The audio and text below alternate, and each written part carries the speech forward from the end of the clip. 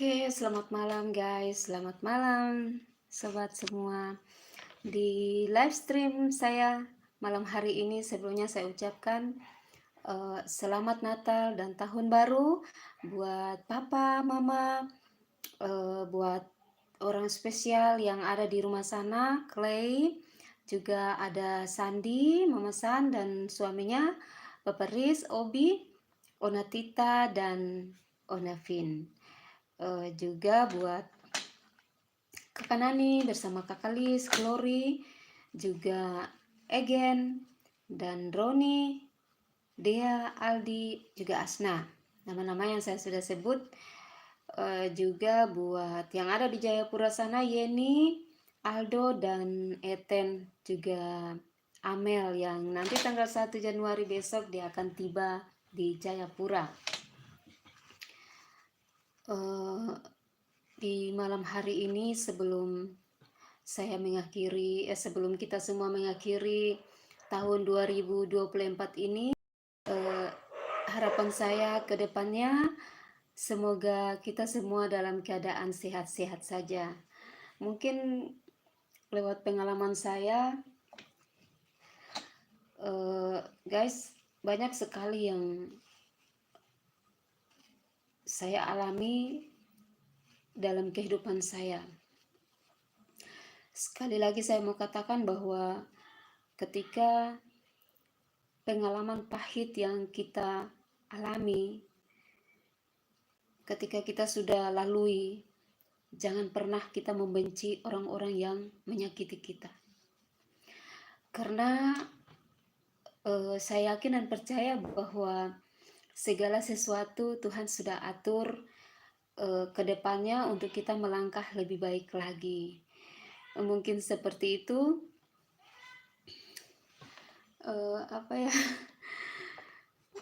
Saya mau bilang pengalaman saya selama 2024. Oke. Banyak sekali ya. Dari Januari 2024 sampai Desember 2024, guys. Banyak hal yang saya alami dalam kehidupan saya. Terkadang saya tidak mampu. Apa saja tantangan itu? Yang pertama-tama diri saya sendiri. Dari diri saya sendiri. Karena saya terlalu baik sama orang, dan saya juga terlalu mengasihi orang. Ketika melihat orang lain itu susah, hati saya itu tidak tega melihatnya, sehingga banyak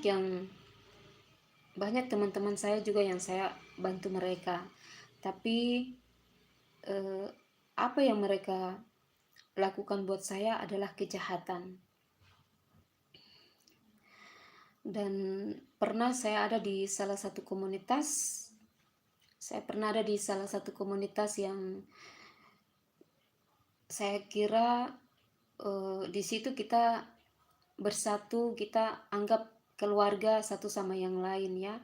Ternyata persahabatan itu tidak selamanya jalannya mulus, dan musuh yang paling terbesar dalam kehidupan kita adalah sahabat kita sendiri, guys. Dan itu yang saya pernah mengalaminya.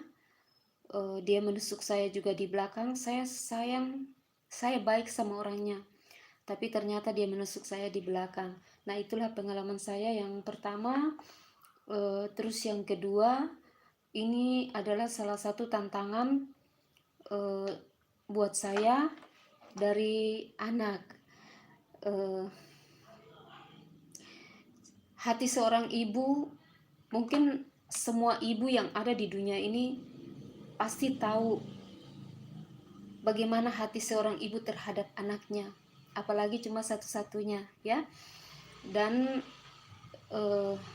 memang saya punya pengalaman pertama bersama anak. Dulu saya tidak membesarkan dia, tapi sebatas 9 bulan usianya waktu itu, dan kami mengalami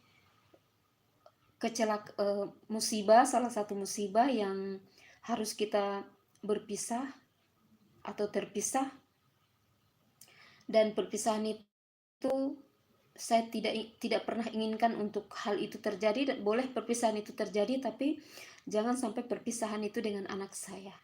Tapi memang Tuhan sudah atur semua itu dari usia 9 bulan hingga 17 tahun. Kami berdua ketemu, dan puji Tuhan, dulu waktu berpisah itu kan dibilang sama papanya nanti di usia 17 tahun saya akan pertemukan kalian berdua, atau dia kan laki-laki, satu saat dia akan mencari kamu gitu. Guys, apa namanya, jadi dari usia 9 bulan saya dengan anak saya sudah berpisah. Entah kemana, waktu itu saya memang frustasi benar, saya stres, sehingga saya harus mengambil satu keputusan, saya kuliah di Surabaya. Setelah saya wisuda, saya ditugaskan di salah satu gereja di Sumatera, di Duri, Jalan Sepangga, di Gebis. Waktu itu gembala sidangnya Pak Tampu Bolon. Di sana saya pelayanan, terus saya kembali lagi ke Solo di dosen saya. Singkat cerita, 2010 saya pulang ke Ambon. Saya pulang ke Ambon, kebetulan orang tua saya ada di Buru Selatan di Leksula, dan pulang ke sana ketemu dengan orang tua. Kebetulan dari salah satu gereja minta saya untuk pelayanan di gereja tersebut, yaitu Gereja Pantai Kosta di Indonesia yang ada di Leksula sana. Gembala sidangnya masih keluarga saya sendiri, dan puji Tuhan, ketika saya mengalami Tuhan dalam kehidupan saya, Bapak Ibu, itu tidak enak sekali, karena banyak sekali masalah kita ditolak. Saya pernah waktu itu hanya karena kue sepanggal, orang tua saya memang tidak suka sama saya. Maaf ya Mama kalau saya sudah sebut, tapi saya bersyukur ini saya harus sebut untuk menguatkan mungkin guys, yang teman-teman yang ada di luar sana yang punya pengalaman pahit. Jangan pernah kita mundur ya, tapi kita tetap mengucap syukur selalu walaupun itu sakit. Dan singkat cerita guys, 2010-2012 saya ke Ambon. Kebetulan saya ada ketemu dengan keluarga dari anak saya punya papa gitu. Iya. Terus kita ketemu, dia kasih nomor telepon buat saya. Terus anak saya waktu itu sekolah di salah satu SMA yang ada di Saumlaki sana, SMA unggulan. Ketika saya telepon dia juga enggak tahu kalau saya ini ibu kandungnya, karena kan kita sudah berpisah itu dari umur 9 bulan hingga 17 tahun. Bayangkan Bapak Ibu, kami berdua tidak pernah kontak. Bahkan dengan bapaknya, dengan keluarganya juga belum pernah kami saling kontak. Tapi Tuhan itu paling baik sekali. Dan saya telepon dia juga enggak tahu saya ibunya. Terus saya juga masih ragu apakah ini benar anak saya gitu. Ketika saya bilang ini saya tidak perlu sebut namanya, saya sebut Putra aja ya. Ini Putra ya? Kata, iya Mak. Iya Tante, ini dengan siapa? Ini saya mamamu. Ah, tidak mungkin. Iya, kamu lahir di sini dan di sini tanggal ini, dan tandamu ada di kaki sebelah kiri kan? Kata dia, iya benar. Itu tuh dia SMA kelas 2. Singkat cerita, kami berdua setiap hari saling telepon, dan saya bilang kalau mau ikut mama, ayo datang ke Ambon. Waktu itu dia SMA kelas 2. Terus saya kirim duit, dia datang dengan kapal perintis. Sekarang kita jemput. Saya dan ada ponaan satu kita jemput, saya tidak kenal anak saya dan kami berdua tidak saling kenal. Anak saya ternyata sudah tinggi, tapi dia putih, dia ganteng juga. Terus sampai di kapal saya telepon, "Putra, kamu di mana?" "Ini Mak, saya di kapal. Saya sudah di tempat di ruang tunggu di sebelah mana di sini." Terus saya cari-cari. Sekarang kita berdua sudah berhadapan. Terus saya lihat, apakah ini anak saya benar atau tidak? Saya tanya sama ponakan saya, Adek, ini itu dia, itu Putra atau bukan ya?" "Ya tidak tahu, ayo coba kita pergi, kita tanya." Suruh buka sepatunya sebelah kiri, lihat ada tanda atau tidak. Pas dia buka sepatu, ada tanda di kaki kiri. Terus saya, seperti kita di film-film aja, terus saya peluk dia karena dia kan lebih tinggi dari saya. Saya peluk dia, saya mau nangis hari itu, tapi saya tahan saja. Cuma saya bilang gini, iya, selamat malam. Halo buat semua yang sudah komen di bawah ini. Saya mau peluk dia tapi saya takut gitu. Eh, sudah sudah saya peluk tapi mau nangis, tapi saya malu kan ada sama teman perempuannya di samping. Saya tahan hati aja, saya bilang, "Oh, Tuhan, terima kasih selama umur 9 bulan ya sampai umur 17 tahun, bayangkan guys, kita bisa ketemu lagi tanpa kontak apapun." Tapi memang Tuhan itu luar biasa, karena memang harapan saya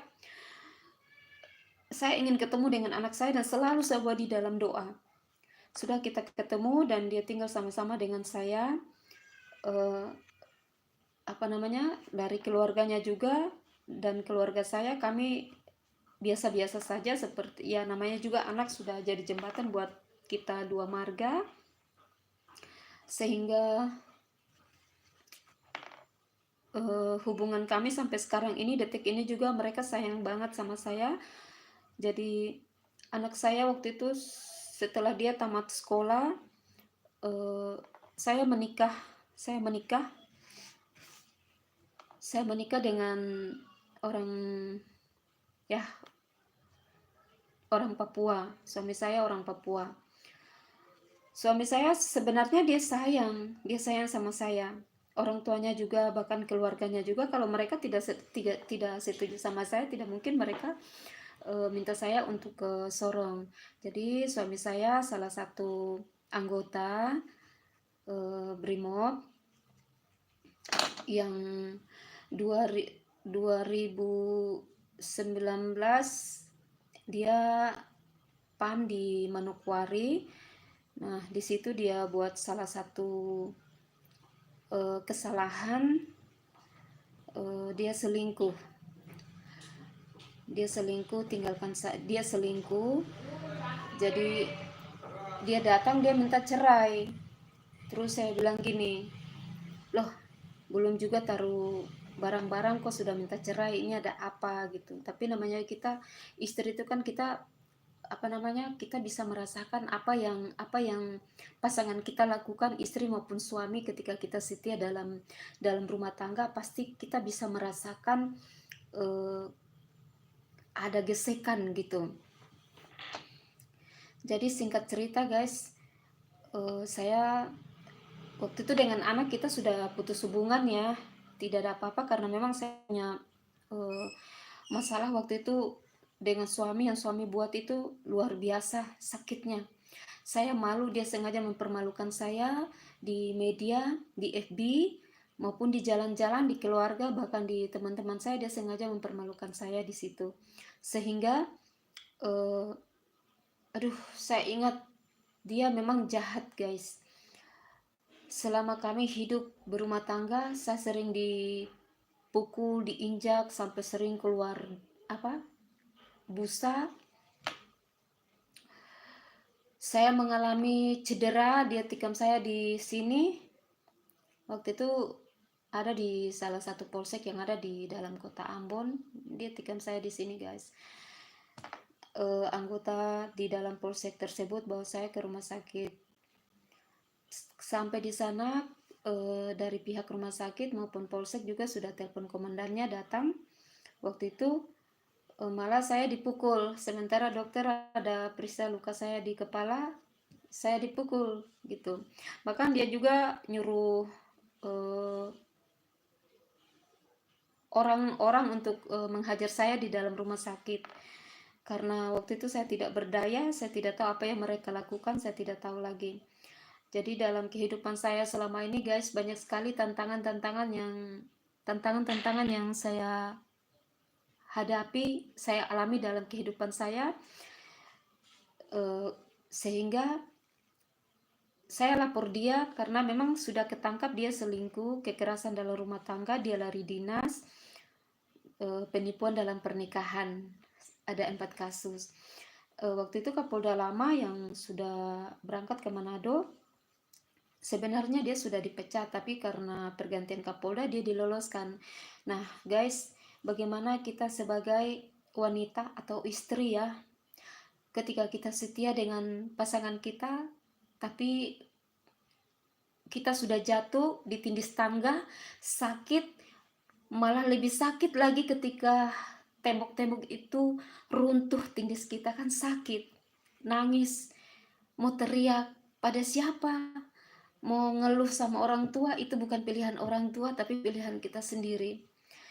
Sehingga saya harus bertahan guys di tengah-tengah ekonomi yang benar-benar saya tidak punya apa-apa. 4 hari itu saya tidak makan, tidak apa-apa guys.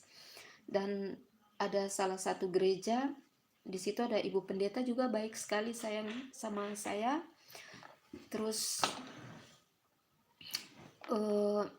kita jalani sidang yang pertama, yang kedua sebenarnya dia sudah dipecat. Terus yang sidang ketiga, waktu saya lari ke Serang waktu itu, saya pergi tinggalkan Ambon, memang saya stres benar. Jadi saya kembali, kita sidang terakhir itu dia diloloskan. Guys, saya sakit hati, sungguh sakit hati. Tapi pas waktu saya mau ke Komnas HAM, ibu saya telepon, mau kemana? Saya bilang ke Komnas HAM, ada gini-gini, ada masalah gini. Sudah, kakak berdoa aja sama Tuhan, serahkan semua itu untuk Tuhan. Jadi saya relakan semua yang sudah terjadi dalam kehidupan saya, karena memang sebelum saya pacaran dengan suami saya, ada salah satu hamba Tuhan juga yang suka sama saya, dan saya memang tidak suka. Saya tidak tahu kenapa ya, tapi memang belum ada rasa cinta gitu.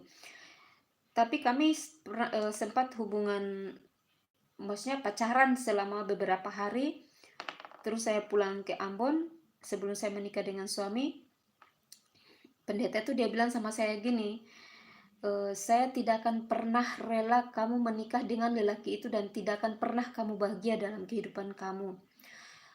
Dan hal itu terjadi ketika saya menikah dengan suami. Nanti beberapa bulan yang lalu baru saya mengalami kekerasan dalam rumah tangga. Jadi ketika hal itu sudah terjadi dalam hidup saya, sampai pada kita sudah cerai, ya kita sudah cerai, saya melihat bahwa hidup saya tuh bukan tambah terpuruk, tapi lebih naik lagi, lebih terangkat lagi, dan lebih indah di dalam Tuhan. Karena saya punya prinsip, saya pertahankan hidup ini, bahwa ketika suami kita selingkuh, kita sebagai istri, kalau suami kita selingkuh, kita berdoa, kita serahkan dia untuk Tuhan, karena pernikahan itu sekali untuk selamanya. Dan itu yang saya pegang, sehingga yang saya alami walaupun itu sakit guys, dia kasih telanjang saya di jalan-jalan, dia pukul, dia sarut saya di jalan, dia tarik saya di jalan-jalan. Saya tidak pernah pokoknya saya tidak tahu mau ngomong apa, tapi banyak hal yang saya sudah alami seperti itu. Nah, semua itu sudah berlalu. Jadi ceritanya tadi, anak saya dengan saya tidak tahu di mana dia bekerja, di mana dia berada, saya tidak tahu. Tapi dalam rumah tangga yang begitu hancur, kami terpisah. Ketika kami terpisah, saya mengalami hal dengan suami. Waktu itu saya tidak bisa mengadu lagi untuk siapapun, tapi saya tulis di satu buku, ada buku saya tulis, catat semua di buku. Saya buat lagu, kisah cinta aku dan dia. Terus Balai Muka Jua itu yang sekarang saya punya lagu Balai Muka Jua. Jang Sebuah Muka. Yang lagu rohani Jalan Kehidupan. Kenapa waktu itu saya punya lagu rohani Jalan Kehidupan? Karena ketika saya mengalami masalah dalam kehidupan saya, banyak tawaran-tawaran duniawi buat saya, macam-macam lah. Tapi saya punya prinsip bahwa saya wanita, saya perempuan, saya pernah jadi istri, saya pernah jadi mama. Saya pertahankan itu ketika saya ditawarkan dengan berbagai macam godaan dunia ini. Saya harus kuat bahwa saya punya iman, saya punya Tuhan. Ketika saya mengenal Tuhan, saya yakin dan percaya bahwa kita punya kekuatan itu ada pada Tuhan. Nah, ketika saya punya iman bahwa Tuhan itu mampu menolong saya dalam segala hal, jatuh bangun kehidupan saya, walaupun suami saya menyakiti saya, memalukan saya, tapi saya yakin dan percaya ketika dia viralkan saya untuk manusia yang ada di dunia ini, dia pakai akun saya untuk memalukan saya yakin dan percaya bahwa satu saat Tuhan tidak pernah memalukan saya, tapi Tuhan kasih terangkat saya, buka saya di seluruh mata manusia yang tadi meremehkan saya, yang tadi menghina saya. Guys, jadi kami sudah terpisah. Waktu itu kami belum cerai. Maaf, kami belum cerai. Memang sudah pisah ranjang, tapi kami belum cerai. Di tengah-tengah corona, anak saya punya ulang tahun. Saya tidak punya apa-apa, tapi saya punya kerinduan untuk bagaimana caranya bisa menyenangkan hati anak saya. Nah, ketika akun saya yang dipakai oleh suami saya, ada salah satu teman saya mengirim uang 15 juta di tengah-tengah corona yang kita tidak bisa berkumpul satu sama yang lain, dan kita harus pakai masker, mau ke kios aja kita harus pakai masker. Nah guys, waktu saya ambil uang itu saya belanja buat anak saya punya hari ulang tahun, dan memang dia belum bekerja, memang kita terpisah, dia ada bekerja di salah satu perusahaan yang masih, artinya belum jadi apa-apalah. Pas saya bikin ulang tahunnya, saya undang dia datang diam-diam sama teman-temannya. Datang, saya cuma bilang dia, "Dek, mama cuma serahkan adek untuk Tuhan, dan selanjutnya biarlah Tuhan yang atur." Karena saya yakin dan percaya masa depan dan langkah hidup kita, semua rezeki kita, berkat kita, semua itu Tuhan yang atur, Tuhan punya, bukan kita punya. Kita yang bekerja. Kalau kita malas, kita tidak bisa memiliki berkat itu. Ketika saya serahkan dia untuk Tuhan, beberapa hari kemudian dia bilang sama saya gini, "Mama, saya mau ke Surabaya." Lah, dari mana duit? Gimana kamu tahu di Surabaya ada ini, ada itu? Tidak, Mama, kebetulan ini ada perusahaan yang tawarkan saya untuk berangkat ke Surabaya, kita mau meeting, Ma. Guys, singkat cerita, tidak lama dia telepon saya, "Mama, ini saya sudah ada di Kupang. Saya di Kupang, buka kantor di Kupang." Saya bilang, "Waduh." Singkat cerita lagi, kita ngobrol-ngobrol, dia bilang, Mama tolong datang dulu ke Kupang. Ini kebetulan saya ada buka kantor, kebetulan sudah 2 kantor, guys.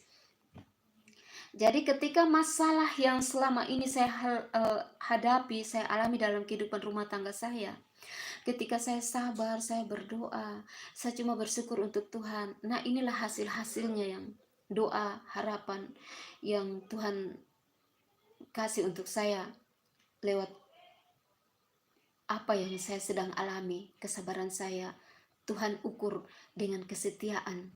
Tuhan melihat sampai di mana kesetiaan saya untuk Tuhan. Tuhan buka jalan buat anak saya punya perusahaan 2, buka cabang 2, guys. Nah, setelah dia buka cabang 2, saya ke Kupang. Singkat cerita, saya 9 bulan di Kupang. Saya datang di Ambon, kebetulan ketemu sama teman saya. Dia bilang gini, "Kawan, kamu dari mana aja selama ini tidak ada kabar," gitu. Terus saya bilang gini, "Duh, saya lagi galau, saya lagi pokoknya gini." Dia bilang, "Terus gimana?" Saya galau, makanya tidak pernah curhat ke siapapun, tapi saya tulis di buku. Terus saya punya lagu yang saya sedang alami waktu itu. Mana coba saya lihat. Saya kasih tunjuk dia telepon temannya Pak Stanela Tumahina, gubernur keempat, punya anak yang bungsu. Jadi saya dengan Pak Stan sudah saling telepon.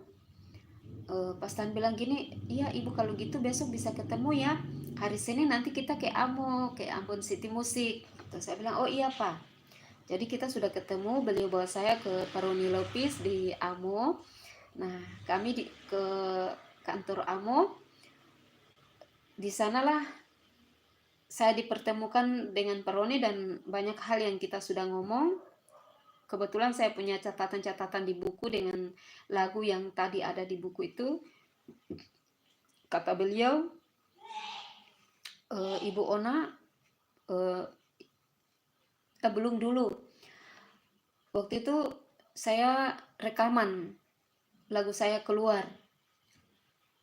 Saya nyanyi di salah satu studio GG di Galunggung. Waktu itu Abang Salim. Lagu saya satu kali keluar 2 dengan judul Jangan Sebuang Muka. Itu ceritanya tentang pengalaman saya dengan mantan suami. Itu semua cerita ada di lagu itu. Dan satu lagu rohani, Jalan Kehidupan, yang saya harus pertahankan kehidupan saya untuk Tuhan. Apapun itu godaan, apapun itu rayuan duniawi, saya tidak akan jatuh karena saya yakin dan percaya bahwa Tuhan itu mampu kasih jalan keluar buat saya, sehingga apa yang saya lakukan itu, saya turut itu. Tuhan juga buka jalan bukan untuk saya saja, tapi buka jalan untuk anak saya. Dan itulah yang dikatakan doa seorang ibu bisa tembus di langit biru. Ya, sekalipun anak itu dia tidak suka, dia mau menyangkal kita, dia tidak hargai kita. Ketika kita ibu yang melahirkan, kita berdoa untuk Tuhan. Kita doakan dia untuk Tuhan. Tuhan buka jalan. Nah, pas saya menyanyi, mantan saya langsung dia video call, dia lihat saya gini. Dia nangis setengah mati, dia nangis sepertinya dia menyesal gitu. Dia menyesal, dan dia dengan perempuan yang pelakor itu, mereka tidak ada hubungan lagi karena mungkin itu istri orang. Kalau saya tanya, saya itu istri orang gitu. Jadi waktu kami video call, dia video call dengan saya tunjuk bahwa saya ada di sini, dan memang itu lagu menceritakan tentang perjalanan saya dengan dia. Jadi dia tahu, dia rasa hancur sungguh guys. Jadi singkat cerita, waktu saya punya lagu sudah keluar di YouTube 2, dia mengikuti saya terus, kemungkinan besar seperti itu. Akhirnya kami saling kontak. Adapun dia minta saya untuk pergi ke tempat tugasnya, kan waktu itu dia dimutasi di Dobo. Dia bilang, datang aja di sini biar kita nikah ulang, katanya. Saya bilang, kok kita sudah menikah, kita sudah mau cerai dong, kita bisa nikah lagi gitu. Nah, itu yang saya heran ya di situ, kok bisa gitu. Tapi saya tidak mengikuti dia karena memang saya trauma, saya dilema, saya hancur, saya malu karena saya salah pilih pasangan hidup. Tadinya kalau saya memilih seorang hamba Tuhan, pasti saya dihargai, dihormati, pasti Tuhan berkati kehidupan rumah tangga saya juga bersama pasangan yang benar-benar di dalam Tuhan. Karena saya salah pilih pasangan hidup, makanya kehidupan saya juga hancurlah seperti itu guys. Jadi puji Tuhan, tantangan demi tantangan, saya tetap kuat. Karena saya mau berteriak, mau minta tolong kepada siapa? Tidak mungkin kepada mama, papa, atau adik-adik, atau siapapun, kan tidak mungkin. Jadi ketika semua sudah berlalu, ini lagi masalah saya dengan anak saya lagi. Aduh guys, anak saya pernah melukai saya sungguh-sungguh. Dan 2024, kesan apa yang saya tidak bisa lupa? Kesan yang saya tidak bisa lupa, yaitu pengalaman yang tadi saya dengan mantan suami. Ada yang saya tidak bisa lupa, yaitu biar dia marah sama saya, tapi kalau dia pergi piket, pulang piket, sering dia ajak saya mancing guys. Jadi kami berdua mancing. Nah, itu kesan yang saya tidak bisa lupa di situ. Kalau saya lihat laut pasti saya ingat dia. Ini dulu-dulu ini dia bawa saya mancing di sini, mancing di sini, mancing di sini. Nah, kenangan yang paling pahit yaitu ketika suami mendua hati atau selingkuh. Yang kedua ketika anak berbuatnya minta ampun guys. Dia sudah banyak duit, ketika dia punya banyak uang, dia sudah ada pacarnya, dia mulai menjauh dari saya. Saya telepon dia tidak pernah angkat, inbox juga tidak pernah dibalas. Itu benar-benar terluka sungguh guys. Saya terluka guys. Dan dia pernah menjauh dari saya. Mungkin saya seorang mama yang tak punya apa-apa guys. Mungkin saya seorang mama yang tidak membesarkan dia. Tapi itu bukan berarti kesalahan dari saya, tapi itu kesalahan dari bapaknya. Dan ketika dia punya banyak duit, dia lupa saya guys. Nah, itu memang saya terluka sungguh. Dan pada akhirnya waktu dia menikah, yang bikin saya terluka di tahun 2024 guys,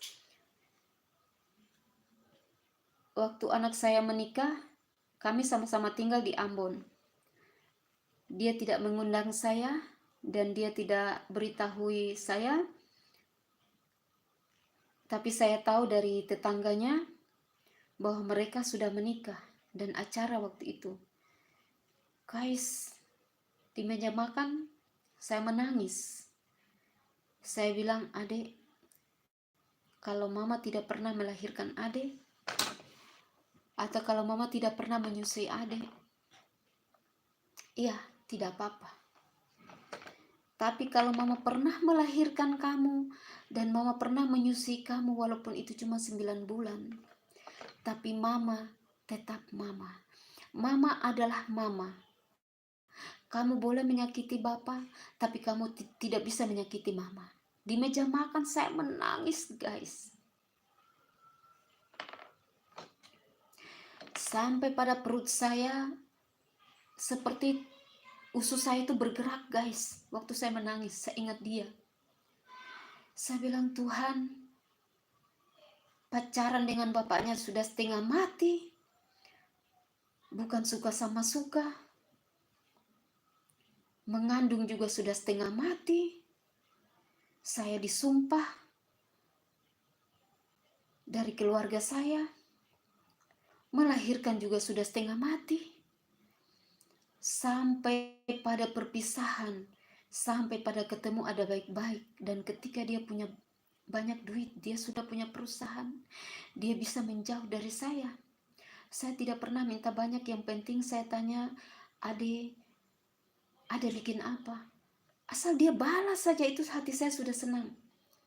Tapi tidak pernah sama sekali. Kenapa dia menikah? Dia tidak memberitahu saya. Apakah dia sudah tahu bahwa saya ini ibu kandungnya atau tidak? Atau bukan? Saya menangis guys. Beberapa hari itu saya hanya berdoa untuk Tuhan. Saya berdoa untuk Tuhan. Tapi Tuhan kasih hikmat buat saya untuk secepat kamu harus buka usaha. Ketika kamu tidak dibantu, ketika kamu tidak diberi bantuan oleh anakmu, saya cepat-cepat buka usaha. Itulah hikmat yang Tuhan berikan untuk saya. Sehingga saya waktu putus hubungan dengan dia beberapa bulan guys, saya sudah punya usaha dan saya juga bantu orang. Walaupun usaha kecil-kecilan, tapi saya sudah bisa bantu orang. Dan saya cuma bilang buat Tuhan, jangan sampai anak saya jadi anak durhaka, karena anak saya baik-baik. Dan ternyata itulah pasangan. Kalau kita mau bahagia, kita teliti dulu pasangan itu baik-baik. Dari pria maupun wanita kita harus teliti baik-baik, jangan sampai kita kecewa atau orang tua kita kecewa. Kita selidiki baik-baik. Dan saya sangat menyesal anak saya punya pilihan guys. Akhirnya satu ketika, setiap hari saya menangis dan berdoa. Saya dengan salah satu pendeta, kami selesai berdoa, tiba-tiba inbox masuk. Mama, saya kaget. Kok apa ini? Mama di mana? Saya baca dia punya inbox yang, Mama di mana? Jantung saya terpukul, guys. Saya pikir ada apa?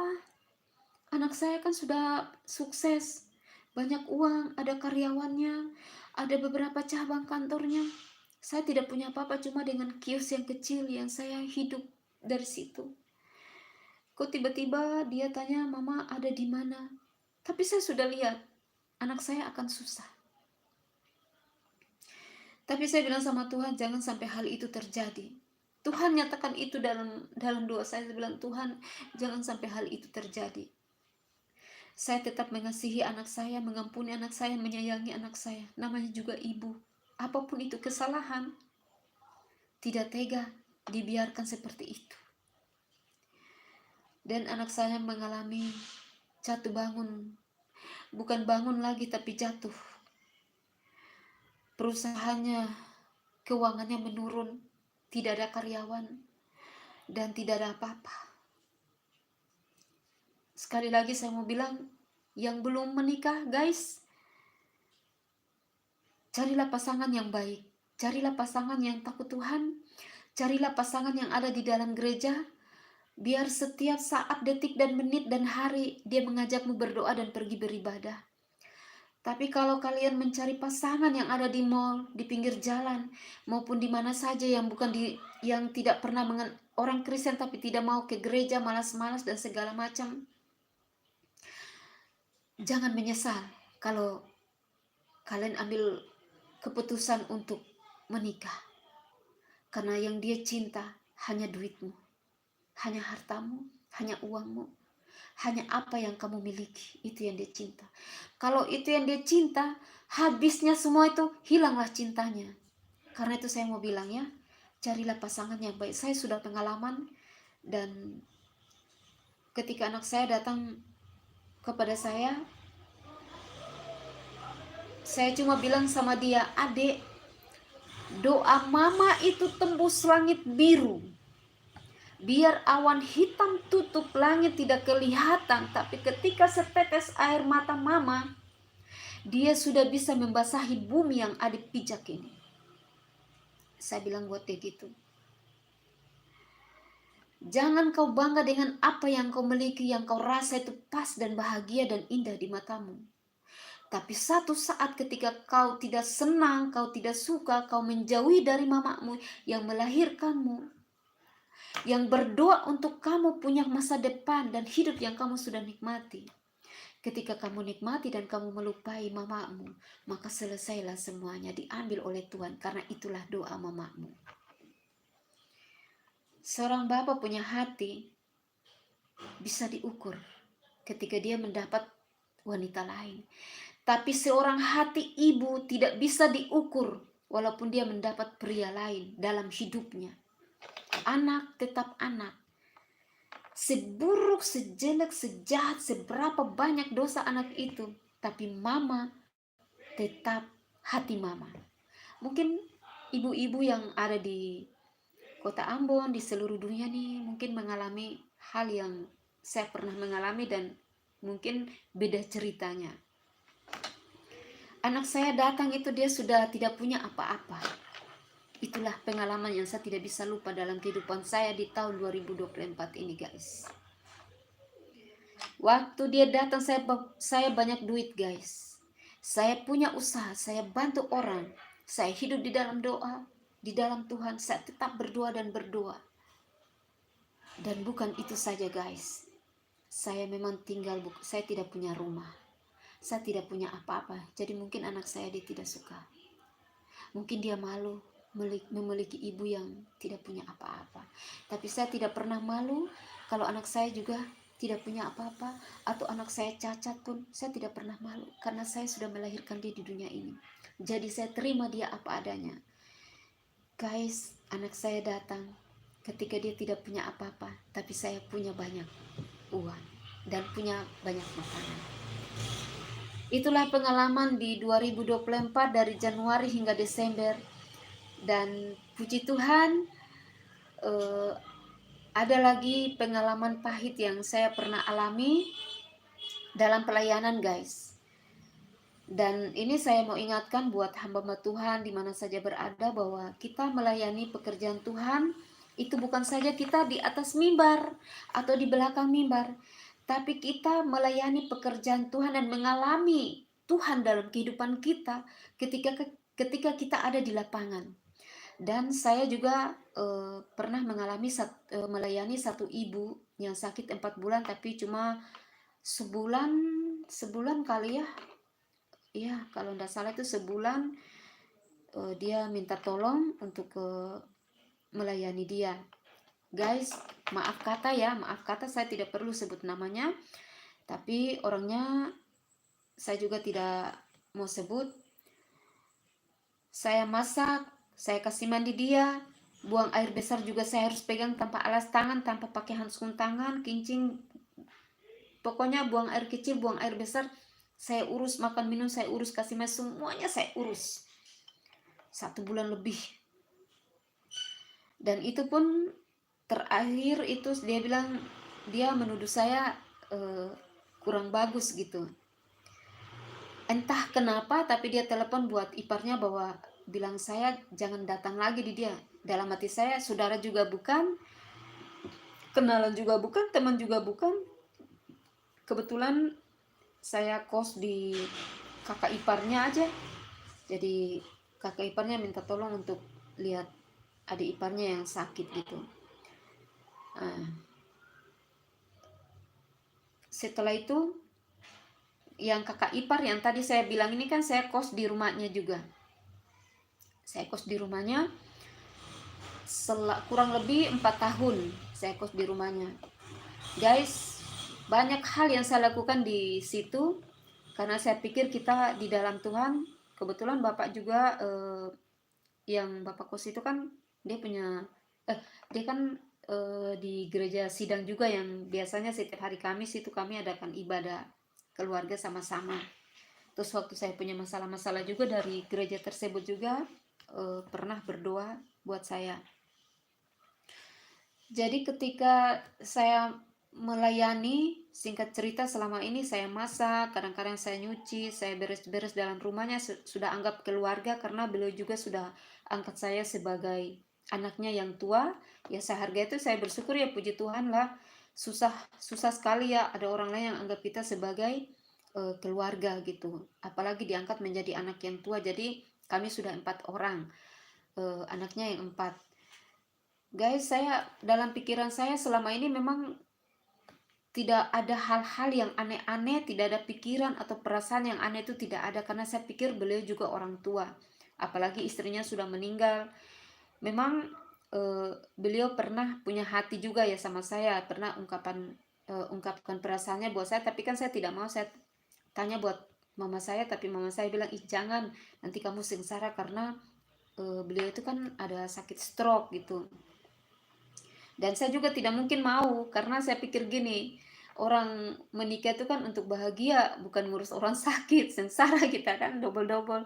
Sudah suami selingkuh, bikin sakit hati, udah cerai, sekarang kita dapat lagi yang sakit-sakit.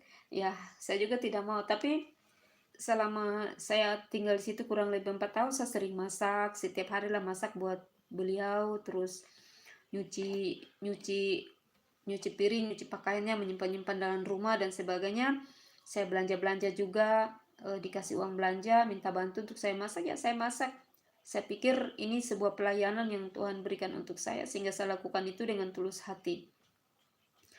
Nah, satu ketika anaknya perempuan, si bungsu ini, dia mau masuk kuliah. Dia masuk kuliah, jadi bapaknya memang minta tolong untuk saya antar si anak cewek ini mendaftar, bayar pendaftaran. Dan kebetulan dia mau ada kegiatan di kampus selama 2 hari. Jadi dia pernah minta tolong di saya. Pagi-pagi dia bilang, Tante Ona bisa tolong ganti dia punya nama aja, Putri gitu. Tante Ona bisa, Putri bisa minta tolong Tante Ona masakin Putri punya nasi goreng dong pagi-pagi, soalnya jam 6 lagi Putri sudah ke kampus gitu. Oh iya, boleh, tidak apa-apa. Terus Tante Ona nanti minta tolong dong kalau sore-sore Tante Ona bisa masak air panas kasih mandi papa. Oh boleh, tidak apa-apa, kan itu kan papa kita juga gitu. Nah, jadi di pikiran saya selalu negatif dan anggap saja orang tua. Bayangkan guys, saya belum pernah melayani papa dan mama saya seperti itu. Belum pernah melayani, memegang kotoran mereka juga belum pernah. Ya, tapi 10 tangan saya ini sudah pernah memegang kotoran ibu yang tadi yang sakit itu, dan saya bagaikan pembantu gratis kalau dibilang kata kasar, tapi kalau saya pribadi bukan pembantu, tapi itu pekerjaan Tuhan karena ini orang sakit dan anak yatim. Jadi wajarlah kita lakukan itu karena itu memang Tuhan mau, Tuhan berikan pekerjaan itu untuk saya harus kerjakan. Kalau pikiran manusia duniawi itu bahwa itu pekerjaan yang hina, tapi saya tidak pernah berpikir seperti itu. Ya, nanti kita punya upah itu kan Tuhan yang atur ya, Tuhan yang garis bahwa melayani yang sebenarnya, yang sesungguhnya, yang tulus itu seperti apa gitu. Bukan kita di mimbar atau tidak, tapi kita harus pegang kotoran orang. Dan guys, jadi waktu hari pertama saya lakukan itu, hari kedua saya lakukan itu. Kebetulan mau kasih mandi, jadi air panas kan saya sudah masak air panas, tapi saya lihat si bapak ini sementara nelpon dengan anak yang tua, katanya gini, kalau kamu tidak datang nanti saya mati, baru kamu datang tinggal nangis aja gitu. Nah, saya sambil berdiri saya dengar gini, wah kecewa banget ini bapak, kasihan. Mungkin anaknya juga lagi sibuk dengan kerja atau rumah tangganya, saya juga tidak tahu ya, tapi ketika beliau sebelum kejadian itu ada saling menelpon dengan anaknya.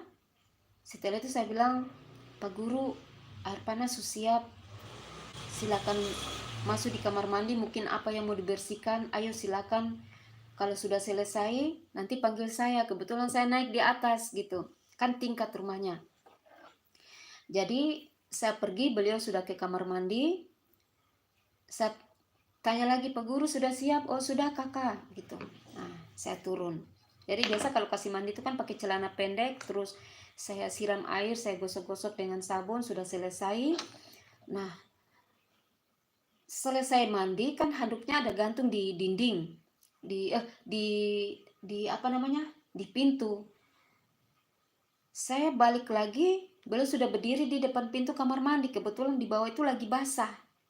Nah, ini kejadian pengalaman yang saya tidak lupa seumur hidup saya. Dan memang saya terluka, tapi Tuhan saja yang tahu. Nah guys, saya ambil handuknya, terus saya lap di badannya. Sudah itu saya ini lingkar handuknya itu di badannya, kasih pakai celana, terus sarung baju. Kebetulan di bawah kakinya itu ada basah, di depan pintu itu ada basah sedikit. Terus kata beliau gini, aduh kakak Ona ini basah, takut, licin. Lah yang kasih basah itu siapa? Saya dalam hati saya, yang kasih basah itu siapa? Tiba-tiba beliau bilang gini, aduh kakak Ona ini badan saya sudah gimana? Terus saya bilang, saya pikir mungkin bajunya atau bajunya basah atau bajunya tidak rapi gitu. Saya bilang ini sudah bagus Pak Guru. Oh iya, tapi aduh badan saya gimana. Terus semakin hari beliau kan stroke, jadi tangannya stroke itu sudah bengkok gini, terus kakinya stroke juga sudah agak naik sedikit bengkok, macam kaku gitu. Dalam hati saya ini kan, saya berpikir beliau ini kan saya sudah anggap bapak, sudah anggap orang tua ketika beliau angkat saya menjadi anak yang tua. Ya inilah orang tua saya yang harus saya tolong.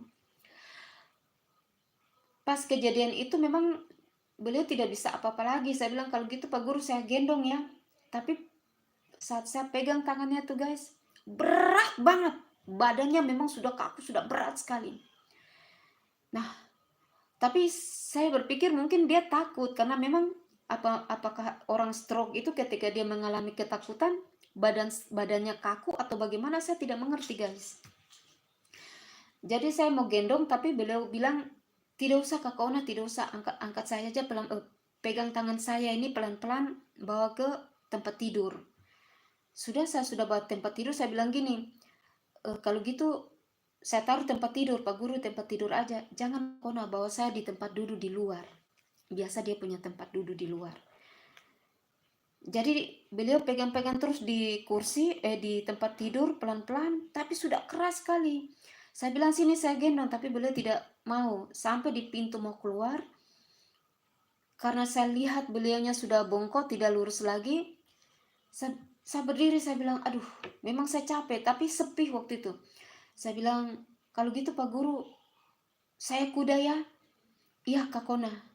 Karena beliau tidak bisa lurus lagi, cuma bongkok gini, terus saya kuda pelan-pelan. Saya bawa berat sekali. Bayangkan saya kecil ini, laki-laki segede itu guys. Saya kuda. Sampai di tempat duduknya di ruang tamu, saya bilang gini, Pak Guru nanti kalau pantatnya sudah pas taruh di kursi, bilang ya. Nah, tapi memang dia tidak bisa apa-apa lagi. Sudah tidak bisa bergerak lagi, sehingga kami berdua jatuh. Tapi saya langsung balik putar badan, akhirnya lutut saya yang cedera. Lalu beliau terduduk di situ, saya panggil anak yang jaga kios saya di lantai atas. Dia turun, dia jatuh terus. Dia tidak ada napas lagi karena dari trap ke trap licin. Dia jatuh tertumbuh di belakang sama kepala. Tapi dia berusaha untuk kami berdua tolong itu Pak Guru ini. Saya di kursi saya angkat sehingga Pak Guru sudah ada di atas kursi, walaupun tidak benar duduknya, tapi saya sudah alas dengan bantal-bantal sandaran. Sudah guys, saya bilang telepon anaknya yang tua. Dia telepon anaknya yang tua. Bayangkan guys, apa kata anaknya yang tua waktu bapaknya bilang gini, saya sebut namanya saja Putra. Putra, datang dulu lihat papa. Papa sakit. Papa gini, apa kata anaknya? Saya dah sibuk, papa ini terlalu begini, saya sibuk dan sebagainya. Saya ambil itu HP-nya, saya bilang Pak Guru sini, saya yang bicara. Saya bilang Putra, saya cerita kejadian yang tadi guys. Tapi kata anaknya, iya sudah Tantona, nanti saya berbeta datang. Dia bilang gitu. Coba, itu kata anaknya. Hingga, terus saya telepon, saya bilang, telepon lagi adik iparnya yang saya pernah bantu. Kincing, berak semua saya cebok, kasih makan, suap segala macam. Tengah malam teriak, tolong, saya harus datang jauh-jauh, tolong. Saya suruh telepon. Beliau telepon, tapi dia bilang iya sudah nanti malam baru saya datang. Jadi singkat cerita guys, ini cerita yang saya sudah cerita tadi nih. Ketika besok Pak Guru ini dibawa ke rumah sakit, kan kakaknya Pak Guru ini, kakak tirinya itu kan tidak suka dengan saya. Mungkin dia berpikir bahwa saya ada hubungan apa gitu sama Pak Guru, tapi dia juga seorang guru, dia harus punya otak. Perempuan tipe saya, seperti saya, apakah mau dengan orang yang sakit-sakit? Apakah mau dengan orang yang cari suami yang nanti kita sengsara? Iya, itu pakai logika. Jadi kakak tirinya ini curiga saya mungkin ada hubungan dengan kakak adiknya ini. Tapi saya tidak pernah tanggapi atau apapun, tidak. Bahkan saya pernah dikata, dihina, saya diam saja. Saya pikir ini orang gila juga ya kalau kita mau tanggapi. Singkat cerita, almarhum ini masuk rumah sakit selama beberapa hari dan meninggal. Nah, waktu meninggal bawa ke rumah, kami ada Baik-baik saja saya dengan keluarganya, anak-anaknya juga baik-baik, kita hubungan baik-baik. Tapi karena saya punya usaha juga ada di situ, dan ada juga usaha salah satu ibu yang punya usaha juga di di dekat-dekat situ juga, tapi masih bukan di jalurnya juga, ada di sebelah jauh lagi dari saya. Tapi tidak terlalu jauh juga sih. Tiba-tiba datang pada saat keluarga dari almarhum ini sedang gali kubur. Si ibu ini datang dengan mukanya yang seperti singa, sungguh-sungguh tidak ada senyum. Itulah orang culas. Nah, ini yang saya mau bilang. Kita orang Kristen itu kalau buka usaha beda dengan saudara kita di sebelah. Kios di satu dinding pun tidak ada saling iri hati dan sakit hati dan menjatuhkan, itu tidak ada. Tapi kalau kita orang Kristen ini kalau buka usaha, maaf ya, saya katakan orang Kristen, maaf ya. Maaf, saya minta maaf sekali lagi. Kadang-kadang kita punya sakit hati, iri hati, ego, kita punya segala macam culas, itu ada. Padahal Tuhan ajarkan kita orang Kristen untuk saling mengasihi satu sama yang lain. Mana itu kasih? Ya kan? Dia menjatuhkan saya, dia cerita saya, dia mulai sabotasi saya. Akhirnya apa? Dari keluarga yang tadi itu, keluarga almarhum, waktu selesai pemakaman, saya bilang sama anak-anak, salah satu anaknya yang tua, dengan ibu yang tadi punya anak yang tua lagi, saya bilang, nanti bilang mama ya, biar kita kumpul, Tante Ona mau bicara, jangan sampai ada hal-hal yang negatif tentang papa punya kematian. Oh iya Tante Ona. Jadi pas pagi hari waktu saya turun, saya ke rumahnya, ibu yang tadi yang saya bantu dia, pegang dia punya segala macam kotoran, kasih suap dia, kasih mandi dia, harus angkat dia di badannya saja, saya punya badan mungkin 3 kali lipat ini baru dapat dia. Guys, apa yang dia katakan buat saya? Inilah pengalaman dalam kehidupan saya dalam melayani pekerjaan Tuhan selama 2024 ini. Ini pengalaman yang benar-benar ngeri dalam kehidupan saya. Sampai sekarang itu saya bilang, saya mau rasa lucu, saya mau bilang aneh gitu ya. Yang sebenarnya ini salahnya siapa?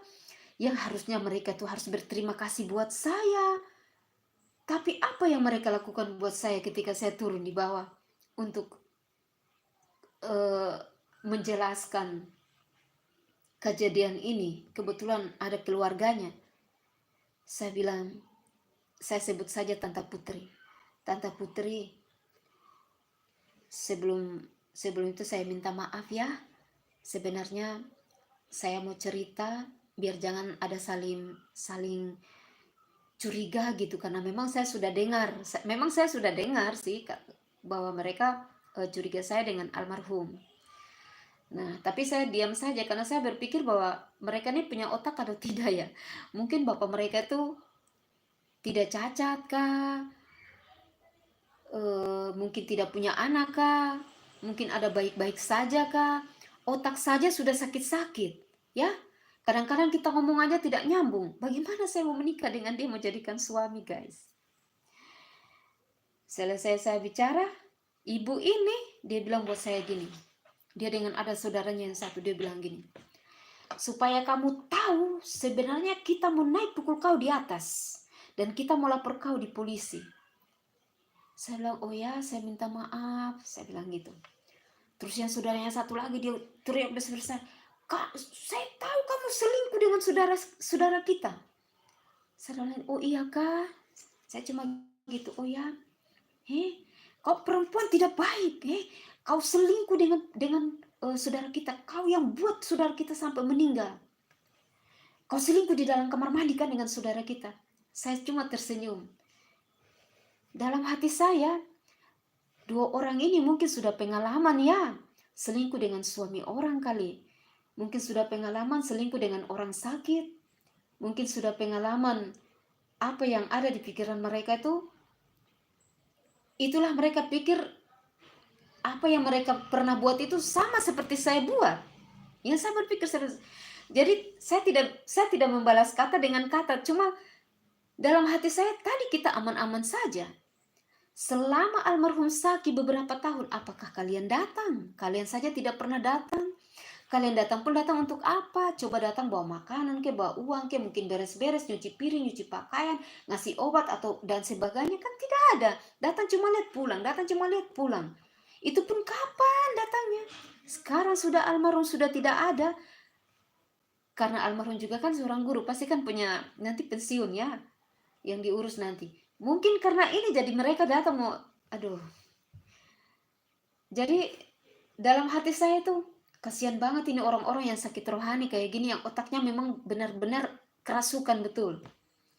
Lalu ibu yang tadi yang saya bilang, yang saya pernah bantu dia, bukan saya mau ungkit, yang saya pernah bantu dia, malu ke tidak itu ketika dia kata-kata saya seperti itu. Jadi saya cuma bilang gini, kasihan sama mereka berdua, kasihan sama keluarga almarhum. Mereka juga bukan orang yang ini ya, lumayan juga orang berpendidikan, orang ya lumayan juga. Tapi pikiran mereka tidak seperti yang ada pada mereka sekarang ini. Guys, saya minta permisi. Saya bilang, karena mereka bilang, saya bilang, ya kalau gitu saya minta maaf kalau saya salah gitu. Tidak perlu kami maafkan kamu, tidak perlu. Pak harus suaranya gede-gede, orangnya gede, suaranya gede, padahal tong besar. Saya bilang ini dosa besar ini orang, tapi dipikir mungkin kita yang seperti dia. Saya pulang, saya tersenyum, saya cuma bilang kasihan sekali. Saya berdoa untuk Tuhan, Tuhan sadarkan mereka, ampuni mereka. Saya juga mengasihi mereka, karena mungkin ketika saya punya usaha ada, tetangga juga punya usaha ada, ini yang jadi provokasi, akhirnya hancurlah kita ini. Singkat cerita guys, tiada angin, tiada hujan, tiba-tiba anaknya datang. Padahal saya sudah bayar kos-kosan 2 bulan waktu itu. Tiba-tiba anaknya datang. Tok, tok, tok. Tante Ona, permisi ya, jangan marah ya. Oh iya, tidak apa-apa. Tante Ona, tolong kosongkan kos-kosan dulu. Kebetulan kita mau beres-beres ini nanti terganggu. Oh iya, tidak apa-apa. Memang kebetulan Tante Ona juga sudah cari tempat dan memang anaknya Tante Ona juga sudah suruh ke kantor. Cuma kita lagi beres-beres. Oh iya Tante Ona. Dan kakak Putra, maaf ya, Tante Ona mau bilang sekali lagi. Tante Ona minta maaf ya atas kejadian yang papa meninggal, karena Tante Ona sudah dengar beberapa informasi yang dari luar sana berpikir yang negatif. Oh tidak apa-apa Tante Ona, itu sudah iya Tante Ona tidak apa-apa. Memang itu sudah kejadian seperti saya berpikir itu kejadian apa? Memang papamu memang sakit. Lah sakit juga stres. Stres karena apa? Mana ada orang stroke? Minum anggur, minum kopi tua, terus minum apa? Habis itu di net apa? Minum teh apa? Teh hitam itu. Jadi sebelum kejadian itu kan anaknya sudah bilang buat bapaknya sudah bilang buat anak perempuan yang bungsu bahwa kepalanya sakit. Nah, terus ada pesan-pesan juga yang disampaikan untuk saya juga dan untuk dia juga. Jadi ketika saya memang sebelum mereka bilang memang saya sudah lakukan itu. Dan saya berpikir gini, kasihannya saya sudah bayar kamar 2 bulan, tiba-tiba dia minta Tante Ona kalau gitu bisa bayar kamar kos yang untuk bulan Desember. Saya bilang, loh kan sudah bayar, kok minta lagi gitu, kan lucu. Jadi ini orang-orang yang punya otak pikiran sakit ya. Itulah jadi orang yang terlalu mata gobang, toh mata duit. Gara-gara mata duit sampai Tuhan pun mereka tidak pikir. Firman Tuhan pun tidak pernah masuk dalam otak mereka, tidak pernah masuk dalam hati mereka. Karena apa? Duit, duit, duit. Iblis, iblis, iblis. Duit kuasai otak, duit kuasai hati. Akhirnya kita yang jadi pembantu gratis yang melayani sekian tahun, yang pegang kincing, berak, segala macam. Mereka tidak pernah minta terima kasih. Tapi saya yang minta terima kasih, saya yang minta maaf. Dan saya mau bilang, guys, pengalaman yang saya barusan cerita ini kalau mereka sedang nonton, Saya senang kalau mereka lapor saya, karena saya pengen ketika mereka lapor saya ada kesempatan untuk saya harus berbicara. Saya harus terbuka semua bahwa selama ini di mana anak-anaknya, di mana keluarganya ketika bapaknya sakit, keluar ketika saudaranya sakit. Coba di mana? Ketika saya yang tidak punya ada hubungan apapun dengan mereka, tapi hati yang tulus ini membantu mereka dengan sepenuh hati, melayani dengan tulus hati, tapi dilempar dengan sampah. Nah, puji Tuhan guys, saya bersyukur sekarang saya sudah berada di sini guys. Saya ada di kantor anak saya. Saya punya usaha, ya. Ini di sini guys. Saya buka usaha ini dan ini dapur. Ini ruangan anak saya yang saya pakai. Jadi itulah pengalaman-pengalaman yang saya tidak bisa lupa dalam kehidupan saya.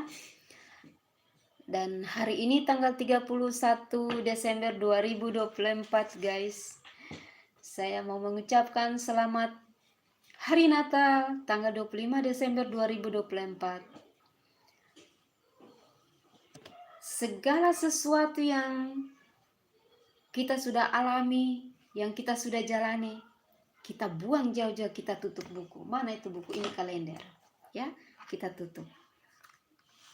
Dan tinggal beberapa jam lagi kita memasuki 1 Januari 2025. Buka lembaran baru dengan kalender yang baru, guys.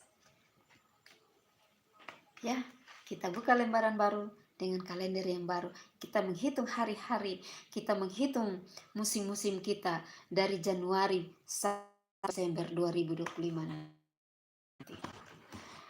Pesan terakhir saya buat teman-teman semua yang sudah menonton, bahkan yang sudah komen, like, jangan lupa subscribe di YouTube Ona Kainama.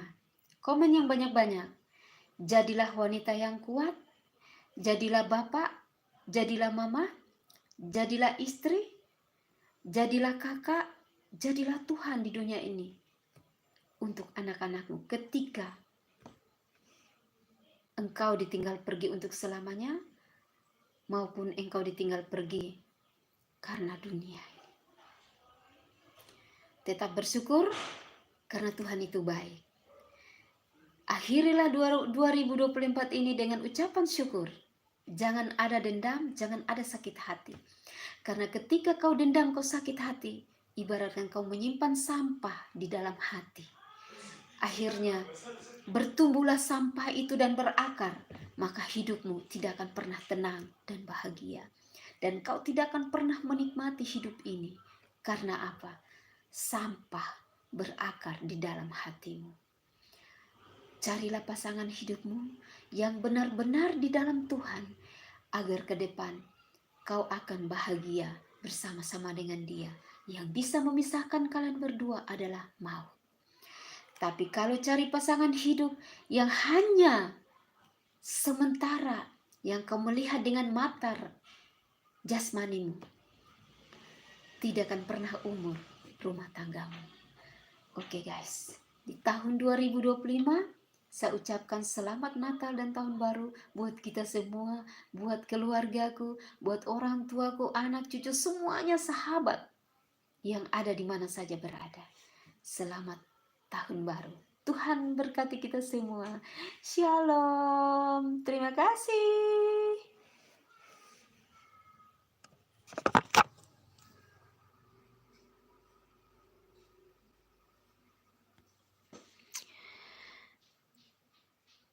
Aduh.